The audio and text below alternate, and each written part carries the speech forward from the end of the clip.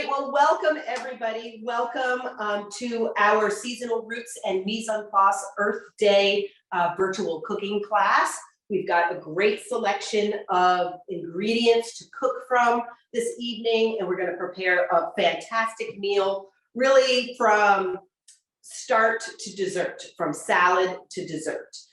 So the way that we're going to go through this, and everybody has their agenda, I find that that's really, really helpful with our virtual classes. So the first thing we're going to do is the apple radish and spicy lettuce salad. This is a really beautiful, simple salad, especially if you love radishes. And radishes come in all different forms. I've had from Seasonal Roots a couple of weeks ago, I had black radishes, which were really unique. I had never had those before. You can get icicle radishes. These radishes are wonderful. Then we'll make the dessert slash breakfast slash brunch dish of the apple stuffed French toast using that wonderful pain de campagne bread that we got in the bundle today. So we will be using, again, multi-purpose. I got a bunch of apples in my box this morning. So here's a great way that we can put them in a salad and put them in a dessert or a brunch item. Then we'll do the sauteed scallops. I have some scallops as well as these amazing king trumpet mushrooms. I mean, seriously, like, have you ever, they're crazy. And this is what all of the top restaurants use. Sometimes they'll use cauliflower center for scallops, which is fine, but I think sometimes some of us are kind of over the cauliflower as a substitute type of thing. But here your mushrooms are a little bit meatier. And I mean, they're just these really funky looking mushrooms. And so I just cut mine into really nice scallop size that kind of match the scallops. So I'm going to saute them along with the scallops the same way that I'm going to do them. We're going to do those together in one pan. And then last, we will do the lemony leafy greens because that's kind of a quick thing to do. So again, you'll want to make sure that those greens have been rinsed, dried, and then that you have definitely taken these lovely greens, as I have over here, these lovely greens off of these really tough stalks. I have done a lot of virtual classes where we've made kale chips, and we've tried to come up with something with these stems, pickling, sauteing. Unfortunately, they're great for composting. They're just really, really tough. And of course, the tender ones are fine, but these harder ones are really, really tough.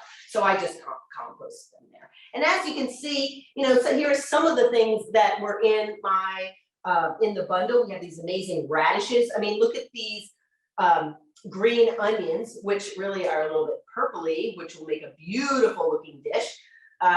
Here, and then I have these lovely little pea shoots that we're going to garnish our scallops with. And what else do I have here? My greens. Of course, I have my bag of kale here. I have my bread. I have that garlic and herb butter. I mean, my goodness, you can throw that into anything. I think I might even throw that into some of the greens and let that saute.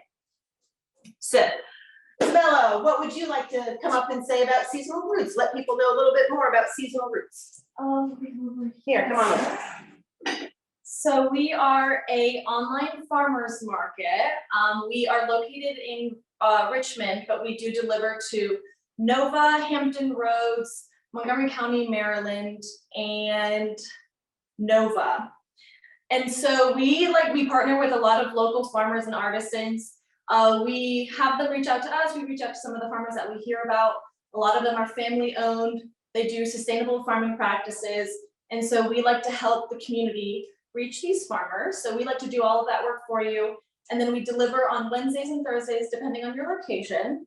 And it's all seasonal. So like she said, we kind of anticipated what we were going to have right now, like these greens and the apples. And it depends on the season. But yeah, so we deliver all this fresh produce every Wednesday and Thursday. So join us with Mise en Place code if you haven't already. Yes, please. I mean, it's definitely, and the nice thing too is that if you're going away, you can skip a week. I find it to be really flexible, and especially it was certainly very helpful, during, the pandemic, the end of the pandemic, the beginning of wherever we were, to get these great things delivered in this, wonderful box. And sometimes it's also inspiring to prepare things for the weekend or the week ahead. It helps you menu plan, to be honest. All right, so the first one we're going to do is the apple, radish, and lettuce salad. So for my vinaigrette, some apple cider vinegar. I know I just put cider vinegar on there. Who doesn't like a great mason jar? So if you have an empty mason jar, if you have an empty jelly jar, save all those glass jars because you can use them for vases. You can put flowers in them. You can put, paper clips, whatever. But wonderful for vinaigrettes. So in here, I already have my apple cider vinegar, my olive oil, which you can see has, they don't really blend together. I'm going to add a chopped shallot. So, this is a shallot. I know here at Kroger, you find shallots with the garlic and the tomatoes. You don't find them with the onions, which is ironic because they are part of the onion family. But yes, that's usually where you can often find them, certainly ask. And so I'm going to chop this up the same way I dice up an onion. So you have your root end and you have your stem end. So what I like to do, because it's round and it's difficult to cut something that is round and dangerous, is I just cut off the stem. So for any of you who have taken classes with me before, I always do this. If there's an onion, I do my onion technique. So I take off the stem. You can throw that into compost, or you can save it if you make your own stock, just like an onion end. And now I have a nice flat side to cut from. I cut straight down through the root, through the center. And now I have, again, those two nice flat sides. And the nice thing, again, about this vinaigrette, you use what you need, and then you just put it right back into the refrigerator. When you take it out of the refrigerator, you will probably have to let it sit out for maybe about 5 minutes because that olive oil, it won't harden, but it will congeal a little bit. So it will separate a little bit. Just let it come to room temperature and then give it a good shake. All right, so I've taken off the papery peel. Now what I'm going to do is, if it's a thick shallot, which this one is a little, I'm going to make a horizontal cut in the middle towards the root, but I'm not going to go all the way through. So just watch your fingertips, of course. And if you're using a smaller chef's knife, maybe a 6-inch chef's knife, that would be perfect. So what I've done, for those of you that are of the Pac-Man generation, I've cut it so it's almost like a little bit of a Pac-Man. So I haven't gone all the way through. Now I'm going to cut straight down, following those nice little lines that are naturally in your shallot. But again, I'm not going to cut through the root. So I'm curling my fingers, tucking in my thumb, and I'm just going to cut straight down, but not through the root. This also helps prevent your onion or shallot from going all over the place. Now, lately, I have been watching this chef on PBS, Cooking with Loy, and she is a Greek Mediterranean chef. She owns a beautiful restaurant in Manhattan, and she has been chopping vegetables for so long that she cuts a knife. She cuts an onion and a tomato just in her hand. She just does these like cuts, and then she turns it and she does other cuts, and then she cuts it right over the bowl. Me, no way. My hand, I would have no hands. But she's just very comfortable with chopping it right in her hand. I don't recommend that unless you are extremely experienced with doing that. So now here is my shallot cut, but nothing's falling out. So everything is going to stay right on my cutting board. So then again, I'm curling my hands and curling my fingers, tucking my thumb, touching the root, and I'm just going to make straight cuts down. And there's my nice fine dice. Now, when your fingers start to slide towards the root, you can always just tip it over and chop around it. But fingers come first. So if it starts to get the knife starts to get a little close to your fingers, stop. This is a shallot, these are your fingers, one's a little bit more important than the other. And tuck that thumb in. Believe me, my first restaurant job, I was at a 4-star French restaurant in New York City, and I was just an intern. And I don't even know what I was doing, but I almost cut the top of my thumb off. And I silently found the first aid kit. I silently continued to wrap it with towels. And I mean, your fingers, you have a lot of nerves in your fingers, so they bleed a lot.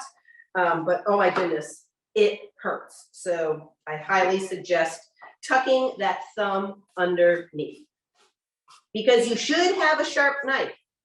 A sharp knife is a lot less dangerous than a dull knife. I mean, when I cut my finger, it hurt and bled, but it healed cleanly. So if you have a dull knife, you can either sharpen it yourself, or you can find, sometimes the butcher shops, like here, our local butcher, sometimes they have a knife expert come in and do knife sharpening. Definitely take advantage of those things if you're not comfortable sharpening your own knives, because it's your best tool in your kitchen, but it needs to be safe. So I'm just gonna put my shallots right into my mason jar. I'm using my knife. I'm not dragging my blade on my board, but I'm holding it horizontally and using it to scoop up the shallots. Yes, some will certainly fall out, but we'll pick those up. Now, if you have a bench scraper, which I thought I saw a bench scraper underneath here somewhere. If you are a baker, if you are a baker and you have a bench scraper for dough, you can use that to scoop up all of your chopped shallots. There we go. I'm going to add a little bit of salt and pepper. Now, salt here at Mise en Place and in my home is a kosher or a sea salt, a salt that has the larger granules. That way you can feel how much you're using. Salt is one of those ingredients, you put too much in, you can't take it out. So if any of you have ever put too much salt in something, one, never measure over your bowl or your pot. I was making kale chips the other day and I put too much salt in there. And they tasted fine, but some things you just can't fix. It's horrible. So I'm just gonna add a touch of salt. You could always season your salad after, once you take a taste, if you feel like it needs a little extra salt. So some salt.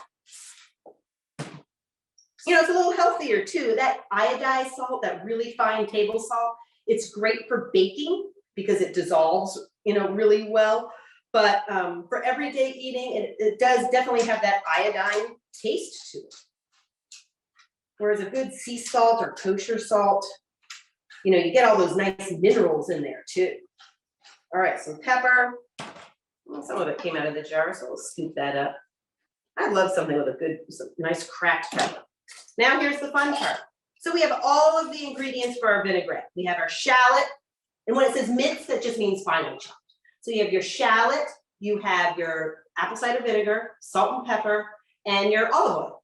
And just give that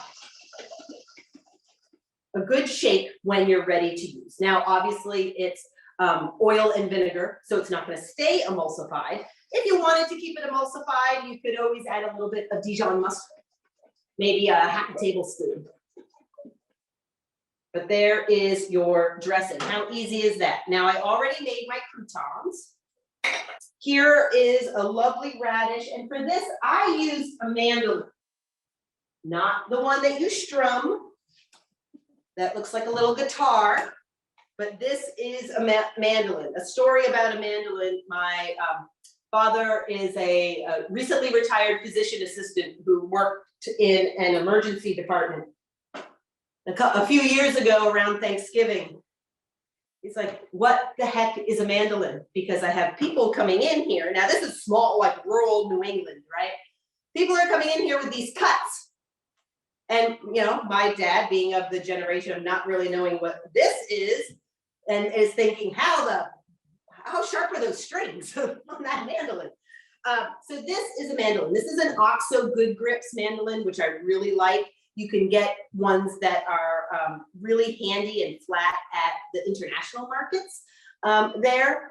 Now, this is a very small object, this small radish, right? But I want it nice and thin. Now, you can certainly do this by hand. If you were to do this by hand, I would suggest making a nice flat edge, maybe cutting off the top, the stem a little bit, and then keeping that flat on your cutting board and just making nice thin slices, which works just fine if you have one of these mandolins. They do come with a gripper, but this object, which is great for slicing potatoes, but this object is so small, I'm gonna go rogue and I'm just gonna use my hands. And I've already set it onto about 1/4 of an inch thick. And I'm gonna make just some nice slices of radish. Now, seriously, if you have extra radishes and want a little treat, a nice thick slice of radish with some of that garlic herb butter, and that is, call it a day. It's a lovely little hors d'oeuvre. It sounds crazy, but if you have a nice radish with that butter on top, delicious, really refreshing. So here I have, now for my apples, I left the peel on. I'm one of those people who like the peel. It's a little bit more fiber as long as your apple is clean. So I have my apple diced up, and what I do to dice my apple is I just cut around the core. I'm gonna snack on this radish. I just cut around the core, and then I cut it up. Ooh, that radish was sitting on a big pile of salt. Ooh, all right, here we go. So I have my diced up apple, and I'm just gonna put that in my salad bowl. All right, simple, very, very simple. Now, if you were doing this for a dinner party, break up your greens just a little bit so you don't have big, big greens. So if you were doing this for a dinner party, dress it right before you plate it. Do not dress it ahead of time at all. Do not dress it ahead of time because it will just be wilted, and you don't want that. That will not look nice. So I'm just going to break these lettuce into bite-sized pieces. Again, if you're doing this at home, have the lettuce in any shape that you want. But I just like to break it up into smaller pieces. So right now in my bowl, I just have the radishes, I have the apples, I have my croutons on the side. All right, I'm gonna give this another shake. These radishes are so delicious. They're nice and spicy. I'm gonna give that a shake. And I am going to lightly dress. So when you go to a restaurant, and usually, well, any of the nicer restaurants, your salad is already lightly dressed. And this is how we do it in the restaurant. It's in a big bowl, and we add a little bit of dressing, just enough to glisten all of those pieces, the lettuce, the apples. Take a little taste. Taste a piece of the lettuce. Perfect. I might add a little bit more dressing. And that's the nice thing about having it in a mason jar.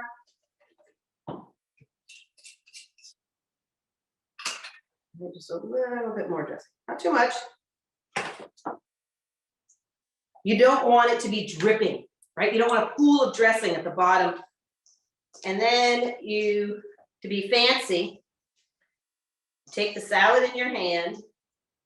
Believe me, years of working salad station. And you just give it a little twist. And put a nice little, now you could be, a little fancier and fan out, the radishes a little bit. Put a little sprinkling of the apples. I mean, look at this color. So you have apple cider vinegar as well as apples. Now, if you didn't have apple cider vinegar, you could certainly use maybe a white wine vinegar would be nice. I probably would not use a balsamic, but that's my taste. Cooking is completely subjective. These recipes are just guides for you. So if you want to change it up a little, go ahead and change it up. Look at that. And you want your guests to be able to get a little bit of a bite in everything. So I have these great croutons. I'm just gonna sprinkle those croutons around. And I just toss them in a little bit of olive oil, and now they actually taste buttery, really, really buttery. And again, these were a little tricky to cut because the bread was so fresh. So I just ripped them up. All right, so look at these salads. I'm gonna rinse my hand a little bit here. And we'll do a big show at the end too. And these salads are, like, if you already dressed it and you're gonna eat it after we make the entree, they will be fine. You know, they're not gonna wilt in an hour. So, I mean, this is like restaurant salad with all these local fresh vegetables. How delicious. Oh my goodness. All right, I'm gonna put these over here and then we'll do a grand finale at the end. We'll show it all. Just so delicious.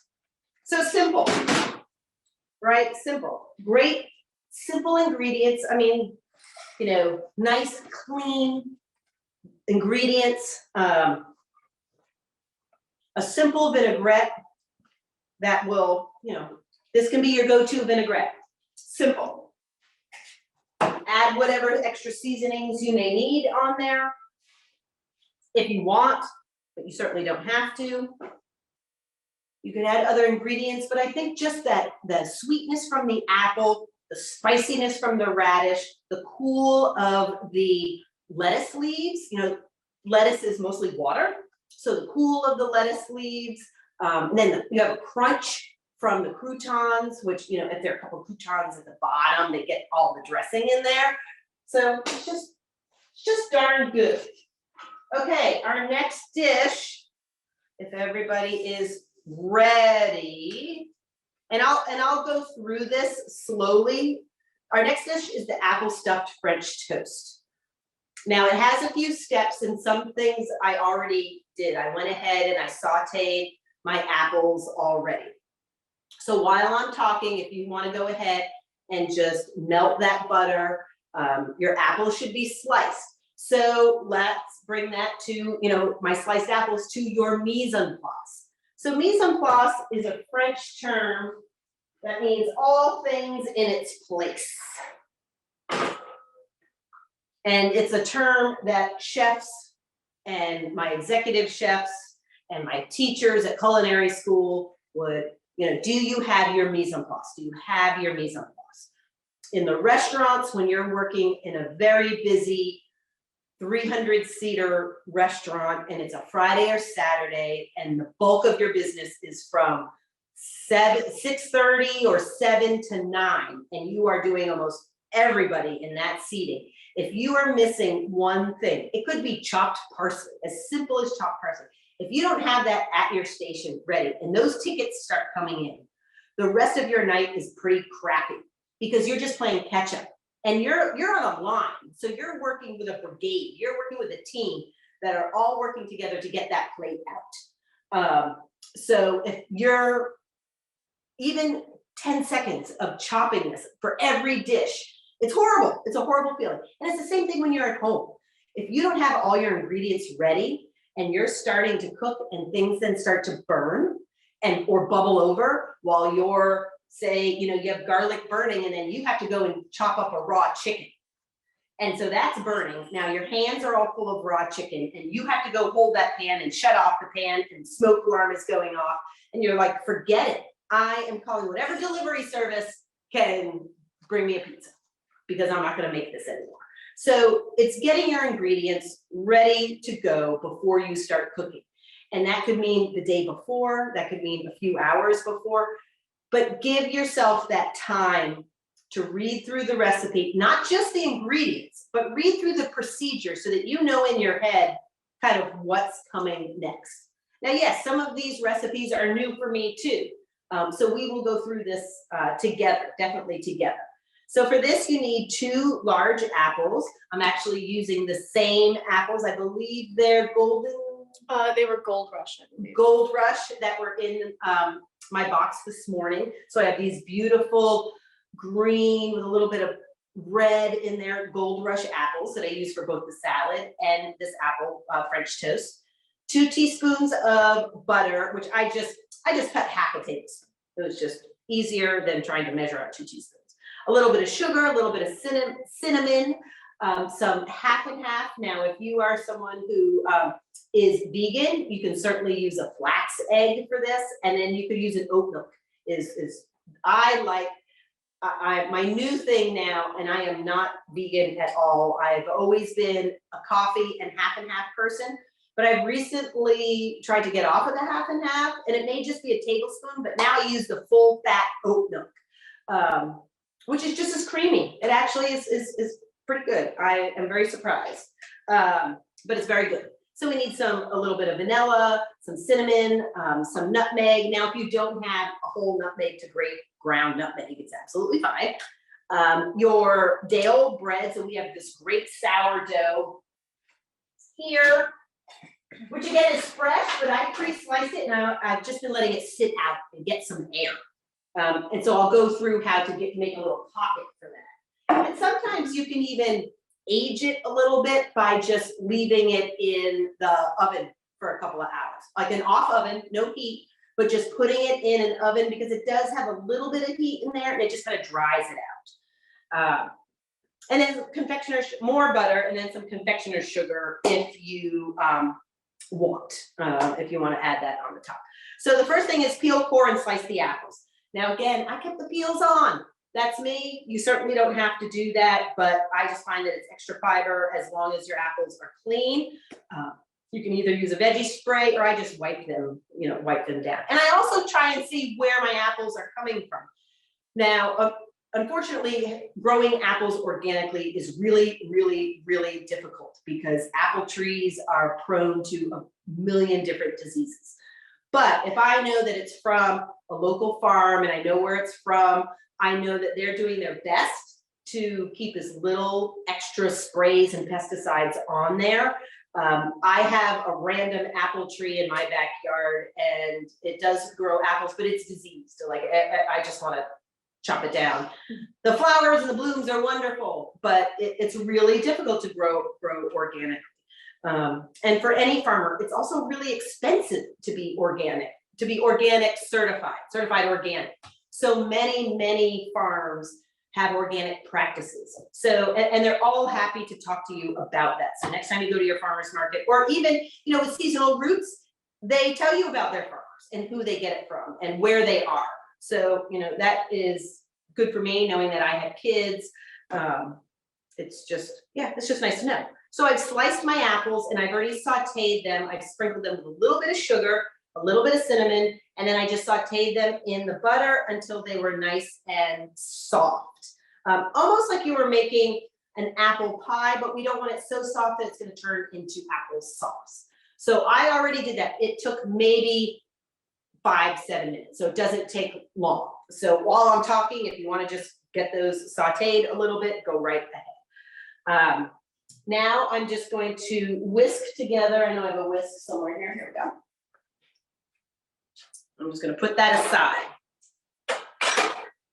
So here I'm going to whisk. I have my 2 eggs, it's nice that I can get eggs from seasonal roots. What I did find out though is that when the market opens on Friday afternoon, Saturday morning is a great time to add those eggs because sometimes they're gone. They go pretty fast. So I have my eggs. I have a little bit of sugar. I have my 1 teaspoon of sugar. So that's separate than sauteing the apples. I have my, what do I have here? I have my half a teaspoon of cinnamon and nutmeg. How much nutmeg did I have? Half a teaspoon.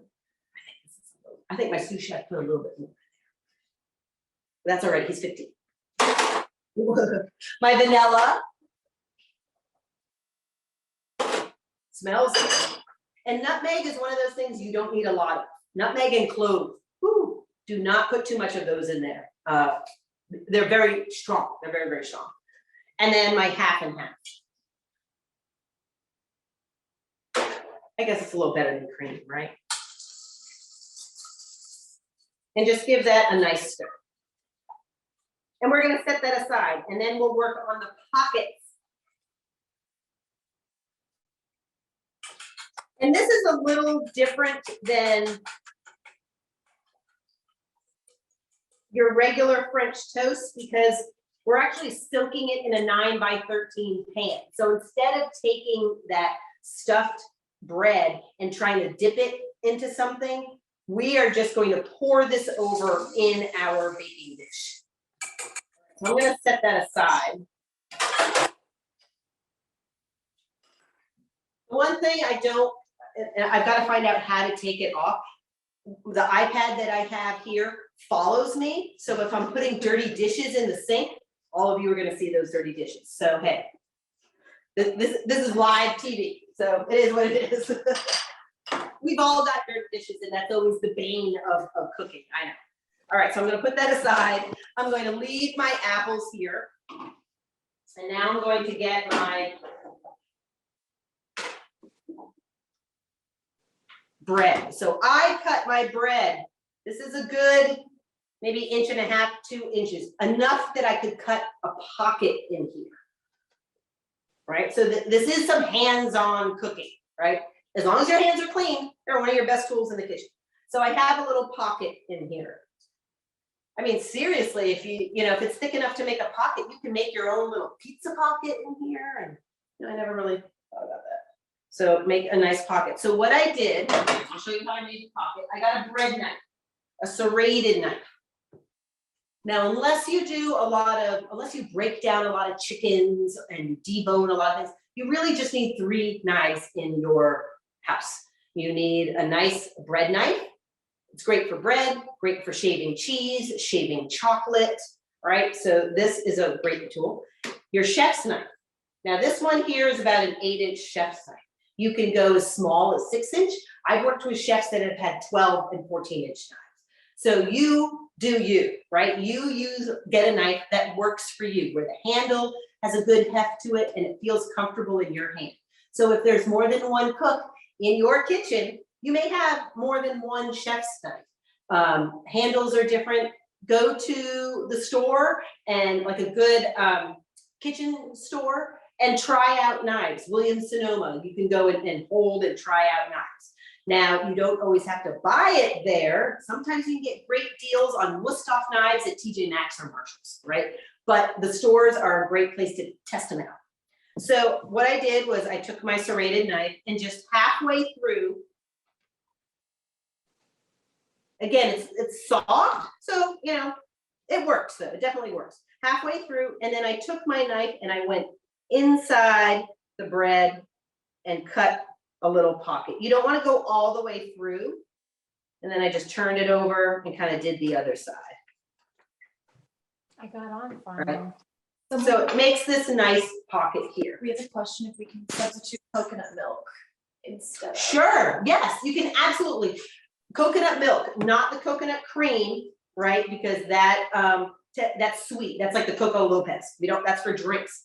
For a nice tropical drink. But coconut milk, yes, and make sure coconut milk, sometimes you have that fat at the top, that coconut fat. Mix that all together. You want that coconut fat in there. But yes, absolutely. And that may give it a little bit of a tropical taste too, in there. So yes, absolutely. So again, your knives, 1, 2, and then your third knife is a paring knife. And I just got these off of Amazon, and these are the best paring knives. Victorinox.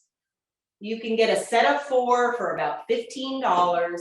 These are great for all your little projects, if you're doing a stuffed tomato, taking the core out of a tomato, cutting some garlic, small. These are a chef's best tool, these tiny little paring knives. It gets you into all those little nooks and crannies that you need to cut. So Victorinox, Amazon, about $17, $15 for 4. So those are a great handy tool. All right, so I've made that pocket there. So now I am going to take my bread and I'm going to stuff it with the apples. And again, use your hands. I'm going to open it up, almost like I don't know, I'm gonna open it like a pita pocket. Which I would not use a pita pocket because those are really dry. And this bread is so nice. So you want to divide your apple mixture so that you have enough for 4, right? You could do the same thing with pears. Once fall comes, they may have pears. Ooh, you could do this with peaches. You could absolutely do this with peaches. All right. So I have a nice little like sandwich layer, right? It doesn't cover the whole bread, but when you cut it, it's gonna be good. And really, I think it's just 4. Actually, I may have only 3 that fit in my pan. This is a beautiful loaf. And we're gonna stuff that in there. Now, again, we have these nice slices of apples, so we don't really have to worry too much about it falling out yet. We haven't soaked it yet. So just go ahead and gently put those apples in there. And if you want to try and spread them out a little bit, I'll go right ahead. Try to stuff these nice and full. Use up all these nice cinnamon apples. And if you have extra, you can serve them on the side with your stuffed French toast. Would you eat it like that, babe? And this is kind of fun too if you have younger kids. I know it's a lot of fingers, but if they're clean, they can stuff the French toast. It's kind of fun. They can whisk, and it is a fun project. All right, I'm going to use all these apples.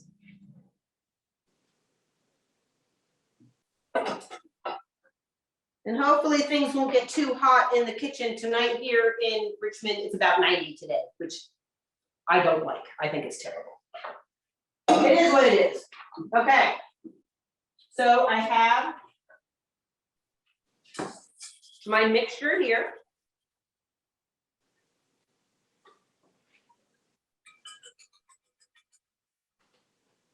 And I'm going to pour this over my stuffed French toast. Pour this over. So this is a 13 by 9 pan. Whatever pan you have that would fit 3 to 4. And I'm going to pick them up a little bit so that the other side gets this lovely mixture. There we go. And we're going to let it sit for a little bit and soak up. You don't need to flip it over. We're just going to let it sit for about 15 minutes. Now here, live, it may be a little shorter, but we'll let that sit, and then we'll just go over our mise en place, what we need for our scallops and or trumpet mushrooms. And we'll talk a little bit about that too, while we're letting that sit. And that's gonna be delicious. So I'll put that aside. So for our scallops, now of course, if you didn't order them from Seasonal Roots, make sure you go to a good, make sure you go to a good fish market where you can talk to them about where they came from, how they are packed, were they frozen first? Ideally, that's really not what you want. So for these, we have our large sea scallops. You can certainly do this with the tiny bay scallops or even a seafood mix. But for this, we have these beautiful big sea scallops. Now, I made sure I took out the little mussel. And someone asked me before, mussels? Wait, no, we're doing scallops. True, but scallops have, and I don't think any of these had a mussel on them. And if they did, I took it off. But scallops, you have a little mussel on the side, and it's really, really white. So usually a bright white. And that's the mussel that keeps it attached to the shell. So if you have scallops that have that mussel, you'll just want to take that off. And I let these sit on a paper towel, bottom and top, just to absorb any extra liquid. We are sauteing these. We don't want them to be wet. Sometimes you get them frozen from the fish market. But you want to know that they're dry packed. And even if you have a little piece, my goodness, that is fine too. And then I cut up the mushroom. So again, we have this crazy looking trumpet mushroom. You know, and mushrooms are so meaty, they're so delicious. So you have the bottom of where they grow from, and then you have this tiny little cap. So I just had a mushroom and I cut it into nice slices here. And that's about 4 pieces that I got from that. But I have all of these great, wonderful mushrooms. Someone has a question that their scallops are still frozen, and do you suggest a quick method? So if your scallops are still frozen, I would run them under some tepid water. Get a strainer and just gently, I wouldn't submerge them in any water, but if you could let them run, if they're a rock, it may take some time. So you may have to do this dish a little later. Mine were frozen as well. And so I just put them in a colander or in a strainer and just run some tepid water, not super cold because that really won't melt the ice, not hot because we don't want to cook the scallops. That's why you definitely don't want to put them in the microwave. Just let that water, if you have a spray attachment, that's great too. Just be careful, it may go all over the place, but just enough to slowly melt that, melt those scallops. And once that has happened and they've all kind of come apart on their own, lay them on some paper towels and let them, pat them dry and let them drain. But these are them. These are the scallops and the trumpet mushrooms here ready to go. And now we'll just go over our mise en place for our scallops. And by then, I'm going to go and saute these, our delicious stuffed French toast. I had a block for a moment. I had a senior moment. Well, I had a mid-50s since, you know, once you're 50, that AARP card, I swear it's there the day after you turn 50. And I have twin 15-year-olds, and they will not forget the one time we went to the movies and he charged me the senior ticket, this young kid. Yes, I had my mask on, but we were quite hysterical. I took the discount. Hey, I'll take the discount. But I was like, I'm 53 years old. I didn't show you any type of discount card. So Regal, maybe you owe me a free ticket or something. Anyway, but like I said, I took the discount. So for our scallops, we have these delicious cherry tomatoes. Now I took some of them and I did cut them in half. Some of them were really large, but others I just kept whole because we're gonna saute these until they burst a little bit and all their juices come out. So, I mean, these are, you know, just delicious. Let's see. And I know I know it's not yet tomato season, and these come from Lady Moon Farms. Lady Moon Farms. Lady Moon Farms, organic cherry tomatoes. Share the love at ladymoonfarms.com. How awesome is that? And they are from, where are they from? Real organic, product of USA. I'm not even sure where they're from. But I've had these tomatoes before and they're absolutely delicious. Yeah. Founded over 30 years ago. They know what they're doing. And these tomatoes are so yummy. Oh, Pennsylvania. Oh, Pennsylvania. All right. Great. So another New England, you know, tomatoes. And these are really nice. They're probably grown maybe in a hot house when it's off season, but they're a beautiful red color. And then of course we got these amazing green onions. I mean, look at those, right? Beautiful. So in this dish, we are using both the bottom, the white, the purple part, but I separated them. So make sure you separate them. We're putting them in at 2 different times, as well as I chopped the greens as far as I could go before. I always chop off the ruddy ends, the kind of funky ends. And then of course, make sure you trim them. You know, you'll see some outer edges, just like with scallions. right? These are the green onions. What you find sometimes in grocery stores are, they say green onions as well, but they may be scallions, which are the thinner.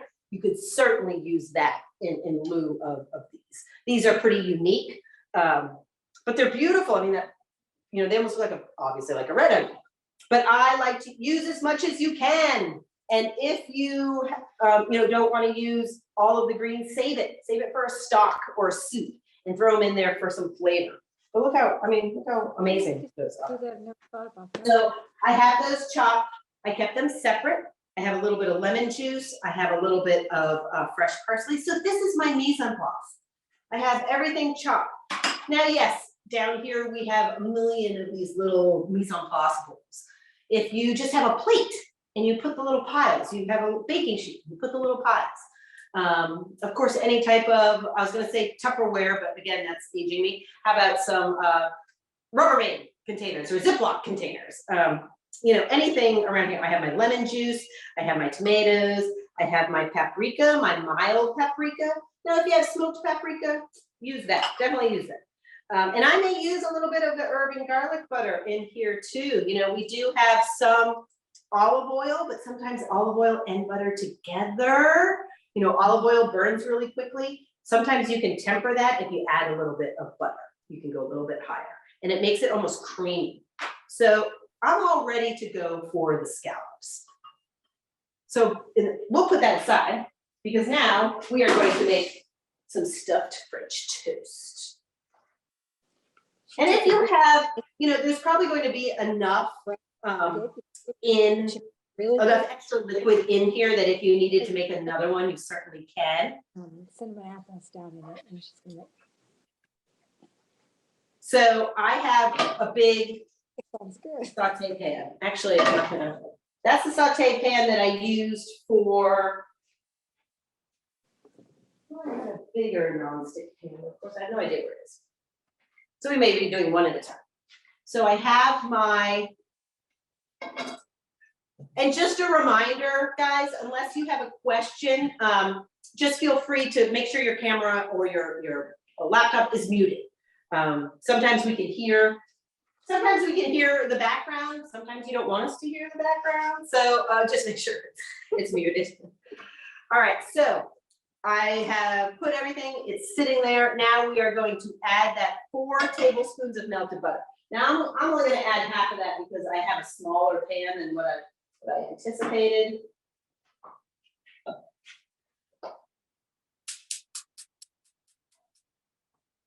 I'm gonna put that on a medium heat. We're gonna melt that butter. Make sure you have a good spatula as well.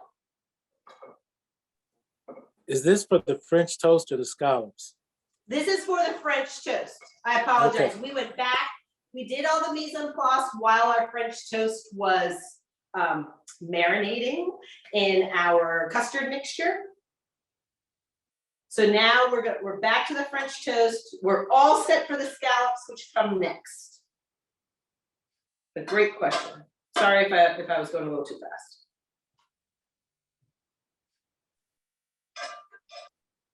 And these won't take long, for 3 or 4 big pieces, we only have 2 eggs.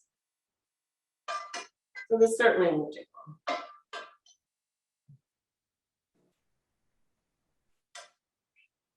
And you don't want it too high, right? We don't want to really burn the outside of our bread and have it undercooked, an undercooked egg on the inside. That is not what we want. That is not enjoyable. And if you're gonna have this for dessert, you can keep this in the oven on a low heat.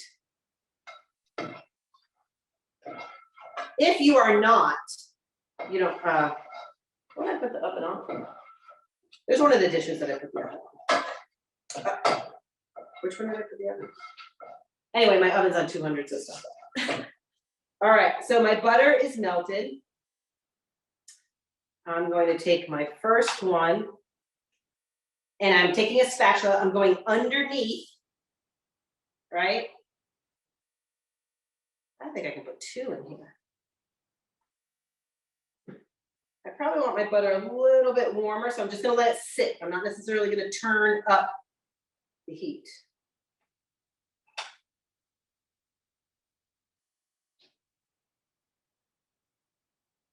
And you'll want to see bubbles. There we go.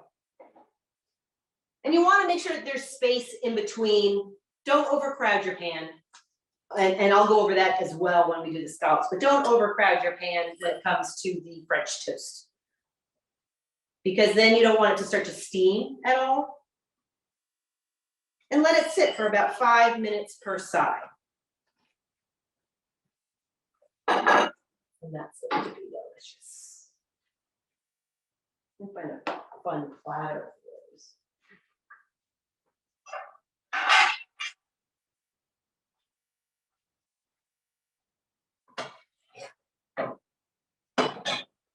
I can hear them sizzling.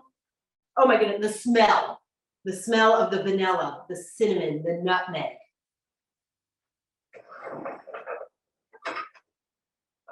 You know, again, I used heavy cream, so this is a brunch / dessert. But you have, well, you have some dairy, right? You have fruit. You have whole grains in this delicious bread.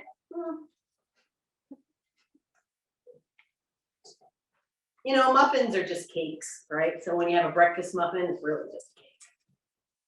We just make ourselves feel better. We're like, oh, it's got blueberries in it. But I can, one of my toasts, I stuffed a little bit. Stuffed. And you can always, you know, take a look. You want it to be nice and golden brown underneath. Yeah, mine still needs some time. And again, I only have 2 in here. And just let that bubble along. And while that's bubbling, again, here you have, you know, 5 to 6 minutes of finishing your prep if you need to finish it for the scallops. Right? So you have a little bit of time. You don't want it to get too hot because you don't want to burn your butter either.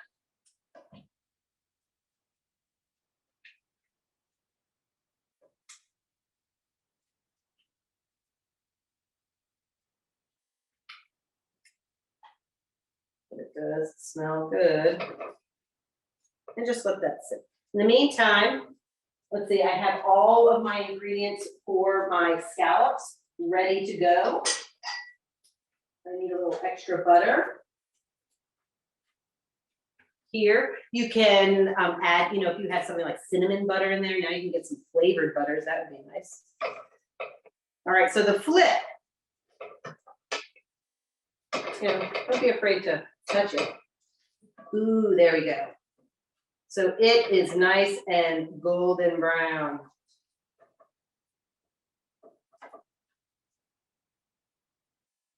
There we go.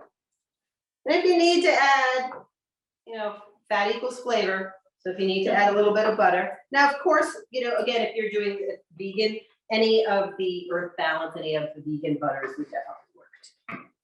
Those are mostly, some of them are plant-based, some of them are similar to a margarine. But this is unsalted butter.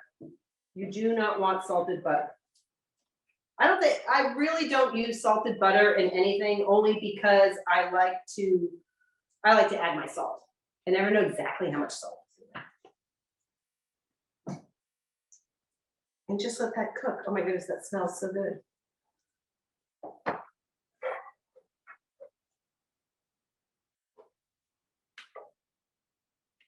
And of course, this is delicious. You could always add a little bit of ice cream to this if you wanted it for dessert. If you're having it for brunch, you can certainly add some real maple syrup or syrup. I grew up in New Hampshire, so I'm a diehard Vermont maple syrup person. That's all I use. None of that fake stuff. I like the smoke. I like the smokiness. You know, real maple syrup has a little bit of that smokiness from the smokehouse, you know, from when they boil it in those sugar shacks. You know, we would go as, in elementary school, we would go on field trips to the sugar houses, you know, and we'd taste the sap in all of the buckets, and they'd show us how they boiled it. And of course, I like maple candy. Not a lot, but I can. So how's everybody doing? Does anyone have any other comments or? How's it going? Am I going too fast? Do you need a little bit more time? Just let me know. So if you're doing these and they're getting really brown and you are worried that they're really brown, but they may not be cooked all the way through, that's when you can finish them in the oven. Just put it in a low oven for a little while and you can finish it there. So I might do that. Since we are on TV.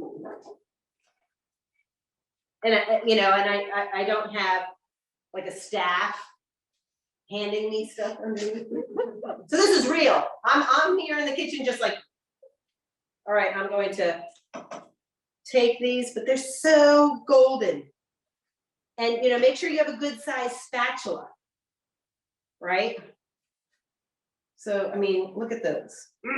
They're like an apple sandwich, right? I'm gonna add a little bit of butter again.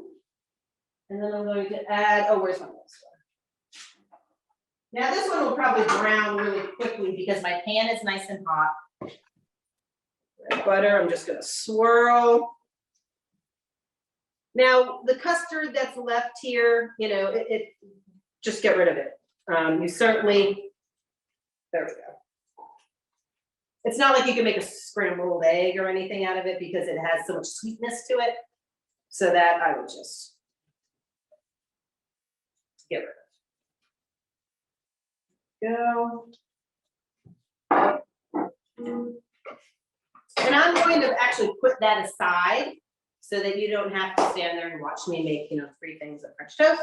I'm going to put that aside and we'll get started on our scallops.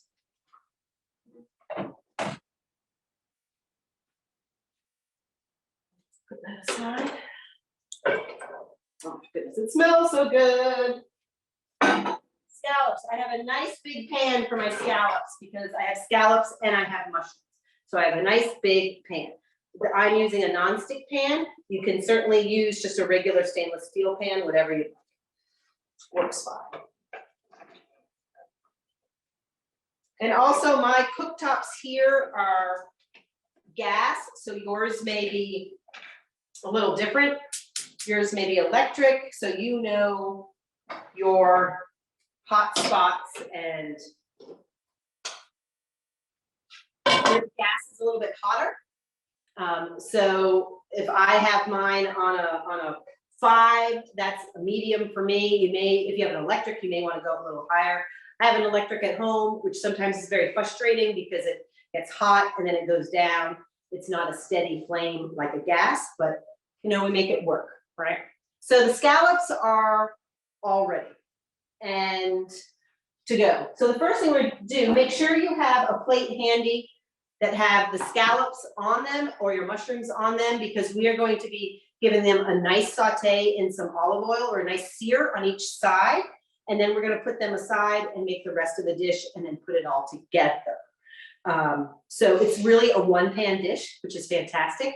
This will go great with any type of, a little bit of pasta or some nice rice goes really nice with it. Of course, we're going to make these great lemony greens, which is fantastic.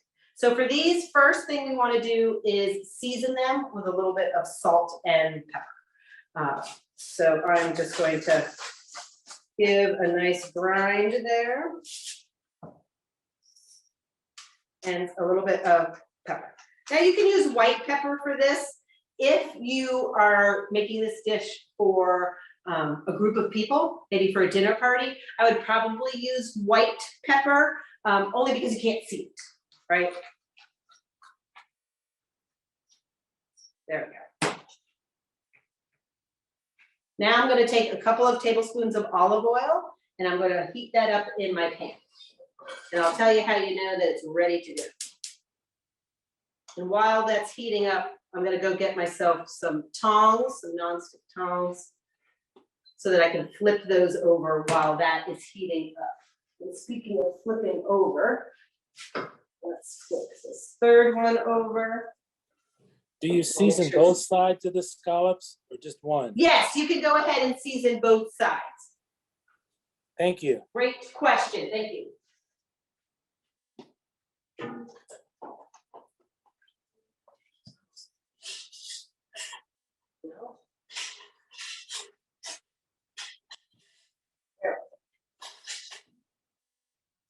So certainly make sure that you're using tongs. If you have a nonstick pan, that you're using nonstick tongs, right? How's everybody's French toast coming along? Stuffed French toast. Yeah, I'm gonna just throw those in the oven in a second. So how do you know your oil is ready when you go to saute or sear something? Olive oil is thick, it has some viscosity to it. So if ever you've gone to a wine tasting class and you swirl the wine and it has those legs, that's the viscosity. Oil has that same property. So when you put it into your pan, it's thick, right? You want, when your oil is ready, you want it to be so fluid that it looks like water moving around in your pan. So you want it to be really nice and fluid. You may see a wisp of smoke. What you don't want to see is a lot of smoke or any black smoke. Mine is on a medium, it's on a 5. So it's on a medium heat. And again, this is gas. So I have some nice heat going on. So I am just going to go ahead, 5 or 6, because we just want to get a sear. We're going to put those scallops back in, and I'm going to first put in my trumpet mushrooms, put those around. Then I'll go ahead and put my scallops in. And again, you do not want to crowd your pan. You want to hear a slight little sizzle.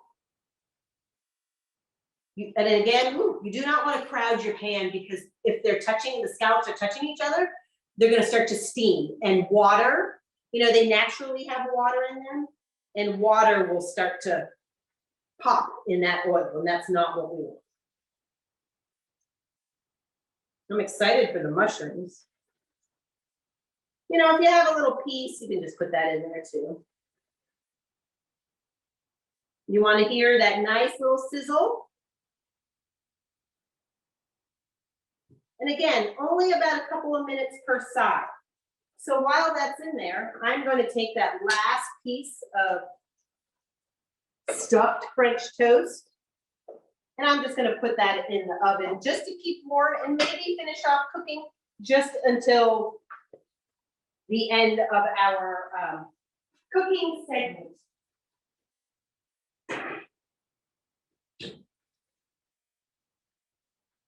So here's my plate. I'll put those aside. I'm not too worried that that was the same plate that the raw scallops were on, because you can eat raw scallops in a nice ceviche or crudo. And you don't necessarily need color. We just want them to be maybe slightly brown. Sometimes the ones in the center get a little bit brown first. And you might see some bubbles, like some water bubbles in there. And that's fine. Just keep an eye on them. To keep them from sticking, give them a good shake. And that's another thing, the sticking. If you are using a stainless steel, make sure that your oil is hot first before you put anything in there. If you put your chicken in and then you put your oil in and you heat them all up together, that means that your chicken is cooking just on that stainless steel. There's no fat in between to keep it from sticking, and when you go to flip it over and it shreds, that's because you haven't let it cook in that fat and that oil, and it will release itself when it's ready. Ooh, the mushrooms are getting nice and a little bit of brown in there on the mushrooms. I'll go ahead and turn those. Ooh, I'm getting a little bit of color on the scallops. Now remember, we are putting those scallops back into our pan.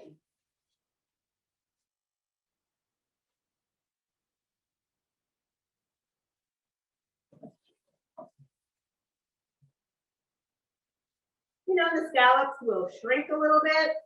That's okay. That just means that the water, they're cook and the water is being released from the scallop.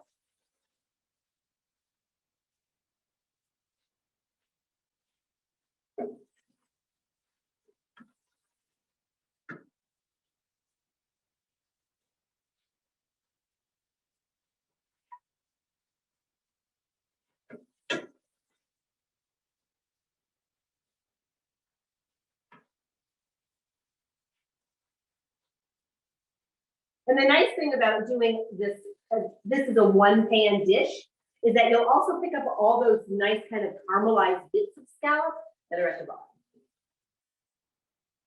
So look at those trumpets.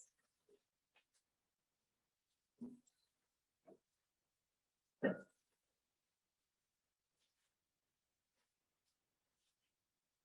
you want that nice browning. Here, I'll put that in the front there.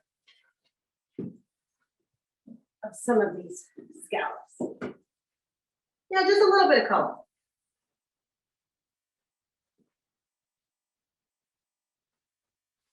Scallops are very buttery. They are easy to overcook.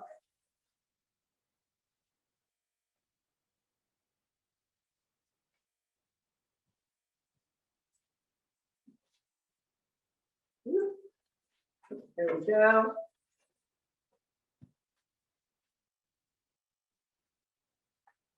Those nice trumpets.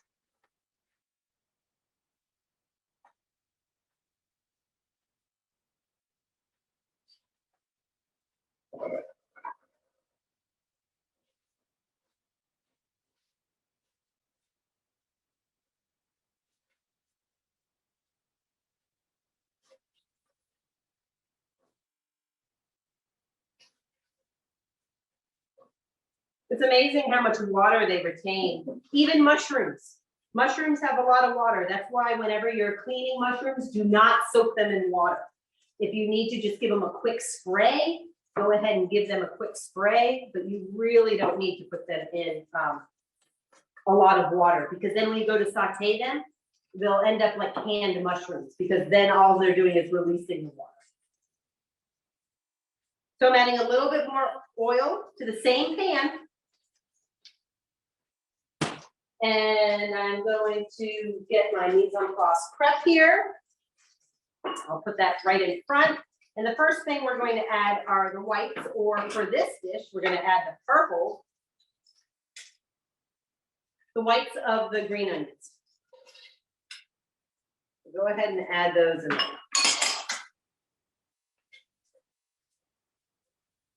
Just for about a minute, not long at all. I am going to get the butter and have that handy. Where did I put the butter? Maybe I put it on my tray. Oh, here it is. I did put it on my tray. I had my mise en place right in front of me. All right, so I'm adding that just for about a minute. Now I'm going to add the greens of the onions. That smells delicious. The tomatoes.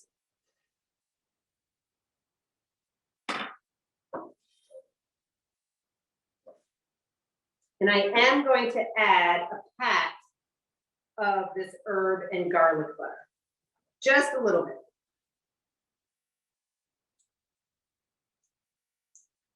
I love the cow print. This is like a little, it's about the size of an individual Ben and Jerry's cup. Oh, look at that. This is perfect to saute greens, or let me grab a spoon. Just maybe about a tablespoon.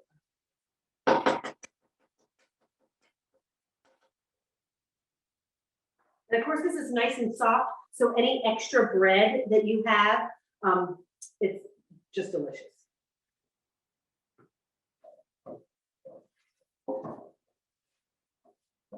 Now this is still on a medium heat.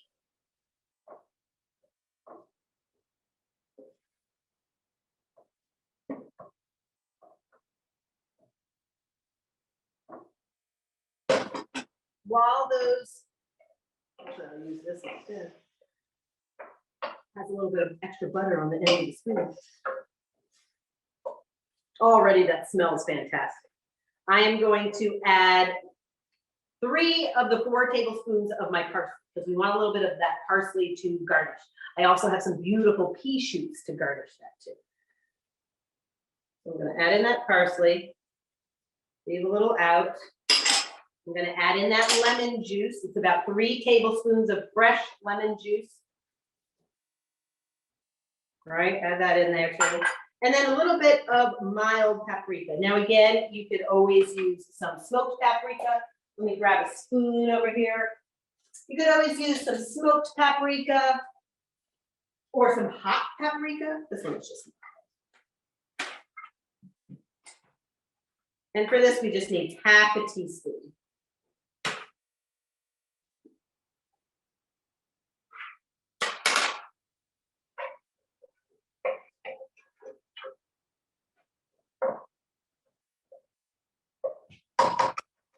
Now I am going to add my scallops, my sauteed scallops, my trumpet mushrooms, and all of that delicious juice that is accumulated on my plate. So just be careful. You can drop, if it's on a plate, you can drop it in really low. Again, this is hot, so you don't want it to spatter. I'm gonna give that a good stir. And I'm just gonna let that sit for about a minute or 2.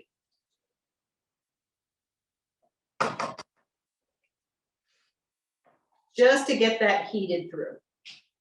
Oh, that looks so nice. And we'll keep this out. I'm gonna move this stuff out of the way. And then we'll platter that up. So you can see it on the plate. We're gonna keep these plates aside because we also have those lemony greens. And this is great for kale, for Swiss chard, even for spinach. It's really, really nice. Now, when you're doing this at home, you may want to cook down those tomatoes a little bit more until they start to burst. Here, because I cut most of them in half, they are already getting a little, you can tell that they're bursting because the skin gets a little wrinkly. Wrinkles are okay. All right. Now, if you have a little piece of scallop, you know, you can certainly taste it and try it, right? You know, you want to taste your dishes as you go along.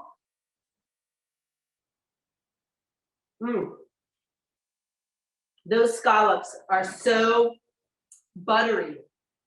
Ooh, they're so delicious. I'm gonna add a touch of, and then what I'm gonna do, I'll plate up 2 plates. One with the trumpets.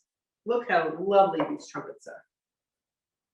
Now, I did cook them with the scallops, so the trumpets will have a little bit of a seafood essence to them. But look at this. Where's my one last trumpet? Here we go. Put this in there. Oh, look at this. Delicious. All right. All right, so we have all of this lemony. I guess we have a couple of things with lemon. Lemon just really brightens things up. I'll add a little bit of parsley, and then we have these incredible pea shoots. Caterers and private chefs love these pea shoots. They're just so pretty. Now you can saute these down too, but they do make nice little garnishes. Top. Break them up. So that is our trumpet, and we'll put that aside when we're ready to present everything. And then we'll do our scallops. So look at this, nice seared scallops.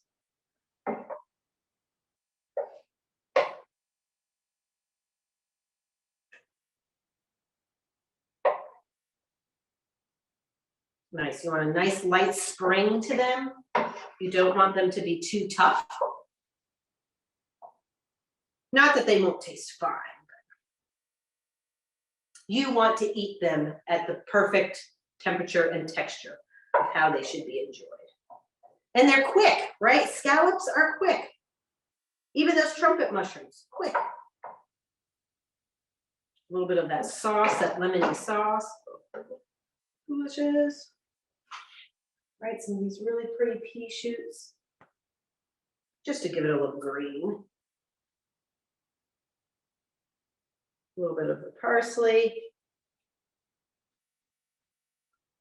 This is soigné, as one of my chefs used to say. Soigné, so he'd walk through the kitchen. Soigné, if there was a celebrity or a VIP, somebody in the kitchen. Soigné. So, high-end, fancy, very important, soigné. I mean, look how pretty that is. Now remember, we're adding those greens on there too. So we have these lovely scallops. We have these incredible scallops. And we'll put that aside. And then our final dish are the greens. All right, we'll just put this aside. Now you'll want to get, I apologize, there are a lot of pans. There are a lot of pans for tonight. So you're welcome. You could take a couple of minutes if you're finishing up your scallops. Now, if you're gonna have these for dinner, I wouldn't even plate them now. Just keep them in the pan, maybe give it maybe put a cover on halfway. And then, here we happen to have, a whole bunch of pans, but for our last dish, you'll want to get a nice saute pan for our greens. But I'll give everybody a couple of minutes if anyone has any questions, if you need to just kind of catch up, we'll let everybody do that. And this one does not take long at all either. We're just sauteing down some greens. So make sure you have a cover, which I need to get a cover for. And we have a cover down here that looks like a Captain America shield. Here.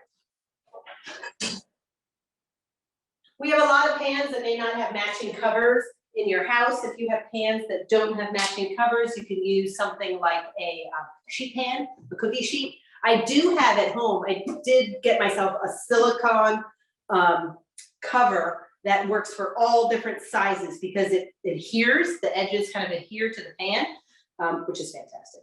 So here we have this gigantic. So our lemony leafy greens. Now curly kale, we love curly kale. And again, I have my mise en place. I am going to add a little lemon zest to this. So I have some lemon juice, some real lemon juice. The lemons that I had down here were not so great, so I just have the real lemon juice. I have my nice kale. I did toss them in a little bit of olive oil just to help soften the curly kale. You could use a red kale. You could use baby kale. Sometimes you can find baby kale at the grocery store. 1 garlic clove finely chopped. Now, if you have a garlic press, certainly use that. I find it's just another tool. Sometimes I get frustrated because it gets really clogged up and it's a pain to clean sometimes. But if that's easier for you, definitely use that. I don't recommend the pre-chopped garlic in a jar is fine, but it tends to have a lot of water in it. So you go to saute it and it burns so fast. So, you can get 2 whole bulbs of garlic for $1 usually at the grocery store. And there's nothing like fresh garlic. Some lemon juice, some salt and pepper. Pretty straightforward. But I am going to add a little lemon zest at the end. So the first thing we want to do is put it on a medium-high heat. So for me, that's like a 7. Medium-high heat. This will not take long. This will look beautiful on the plate. So I'm going to add the oil. We only need about 1 tablespoon. Again, we want that oil to be warm. We want it to be fluid in our pan like water. We don't want those long legs. Not for this. So we want to be able to move it around really fluidly.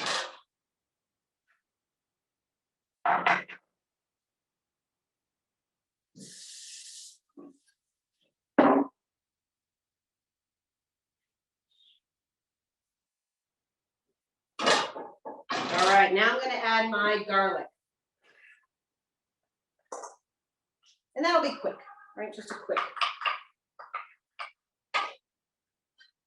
And we don't want it doesn't need to be brown. We're not browning our garlic. We're just sauteing it till it's nice and soft. So not even a minute. And just move it around. Count to 30. You could do some squats if you need to, which I definitely need to do some squats. Now again, my kale with this curly kale, it tends to get some sediment in there, so definitely soak it.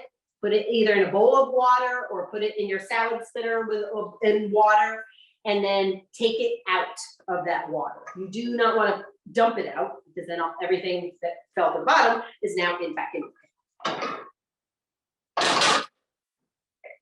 So here we go. We're going to add in the greens. Hear them popping. We're going to give them a little bit of a stir. Oh my goodness, that garlic smells so good. I'm going to lower it and I'm going to put the cover on.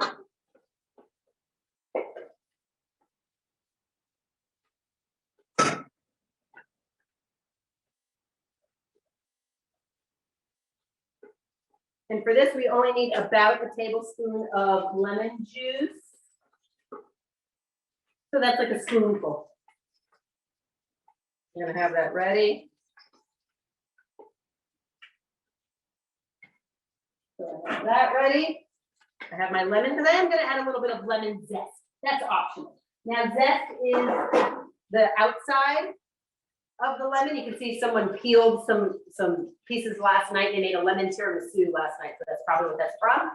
So we just grate. You can use a microplane zester here, and it just gets the very top part that has all of those delicious essential oils.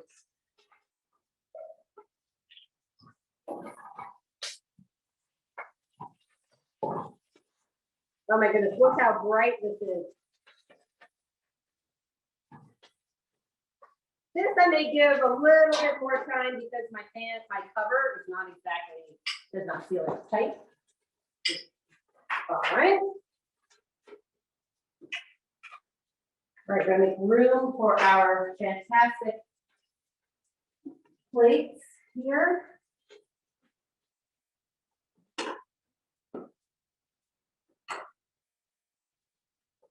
I'll keep that by my side. I don't need my knives anymore. Well, you know what? I might cut in half one of the stuffed French toast.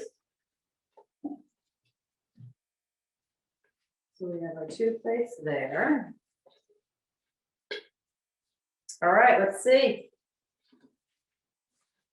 Perfect. My garlic is nice and brown. Oh my goodness, it smells so good. There we go. The lemon juice. Give that a nice stir.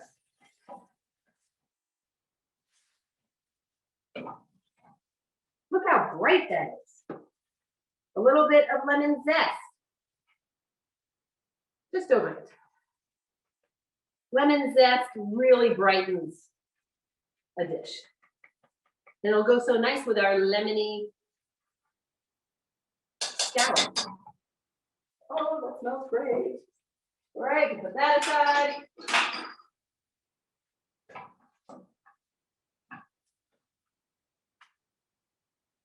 Look at those greens. Look how bright they are. Make sure you get some of that garlic.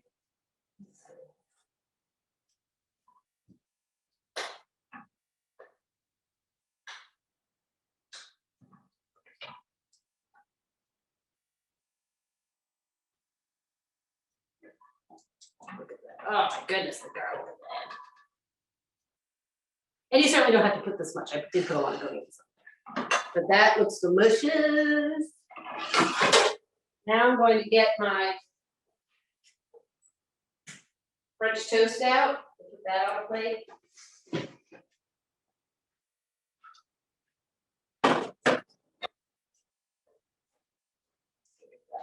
Oh, that smells good. The cinnamon smells really good. that. Let's find our spatula.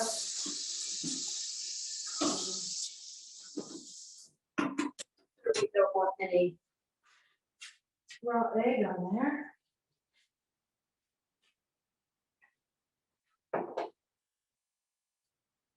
Ooh, and it's crispy on the bottom too when you bake it. That, and then let's cut this one in half.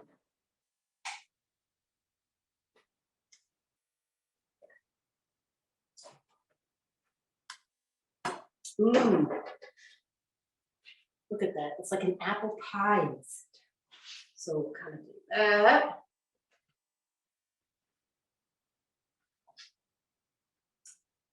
That we definitely need a little, well, the thing with powdered sugar is that if you put it on something when it's warm, it's not, you're not gonna see it. It's just gonna melt.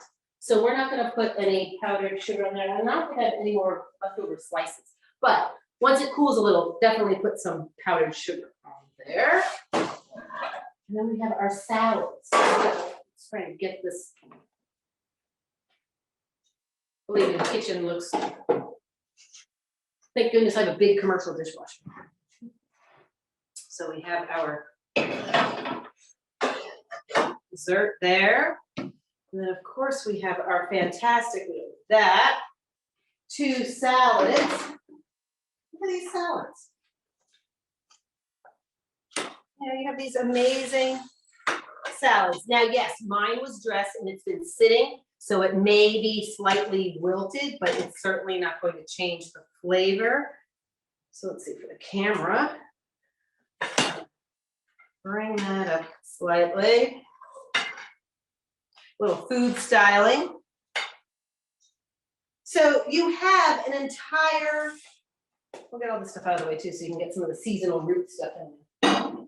So we have our delicious apple, radish, and apple, spicy radish and green salad with our vinaigrette and our toasted croutons here, which is delicious.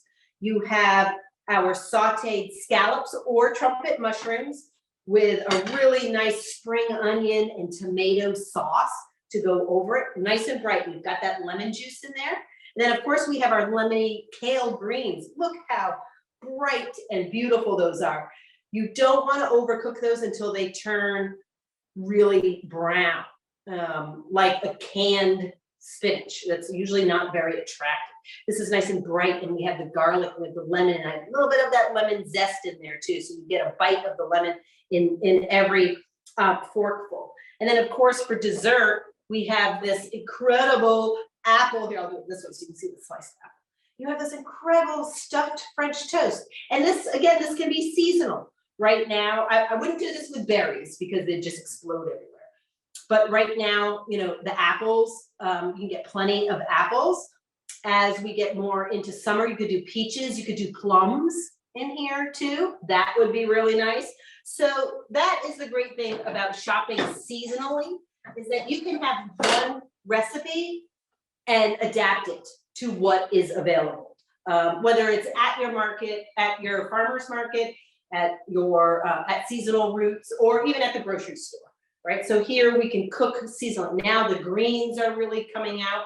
You can do the same recipe with spinach, with Swiss chard if you wanted to, with red kale, lacinato, the dinosaur kale you could use. And of course you can use any greens you want. If you used an arugula, it would definitely be even spicier.